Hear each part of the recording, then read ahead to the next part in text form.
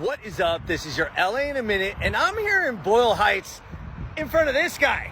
Not just this guy, but there are guys like this all over the city. Used to be tire guys or auto repair guys.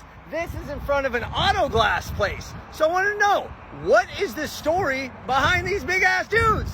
Let's get into it. So the origin story of these giant men comes from a guy named Bob Pruitt in Lawndale, California. Bob Pruitt used to make fiberglass animals, chickens, cows, things of that nature, till one day he got a call from somebody in Sacramento who wanted a 20-foot Paul Bunyan statue.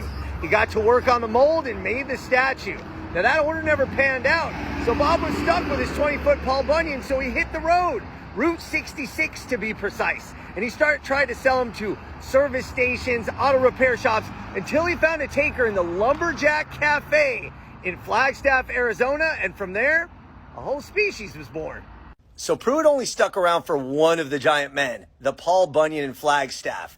After that, a guy named Steve Dashew came in, saw the potential in the model, bought the company and the molds, and started International Fiberglass in Venice, California. From there, the giant man species was off and running. Turns out this species has a name, giant men, or colloquially, muffler men. They placed the hands so they could hold and display something, and in many cases, it turned out to be a muffler. So the giant men are made from fiberglass. There's already a mold, so customization is pretty easy. Add a beard here, move the hands in a different direction there.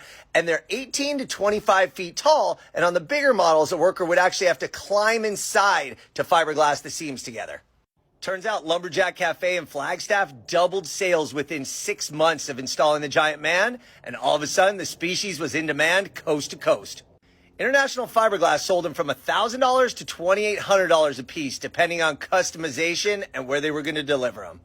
They got pretty crazy with the customization at a certain point, and though many of them still exist, there are less than 200 known and marked on roadside America. International Fiberglass sold and closed permanently in 1976, so there were no more new giant men. And by the way, the term Muffler Men wasn't coined until the 1990s by the team at Roadside America, when they noticed most of the statues they had cataloged at the time were indeed holding mufflers. So giant man, muffler man, call it what you want, but it's a relic of old Americana. They really are iconic, and they were born right here in Los Angeles. All right, LA, it's been a minute.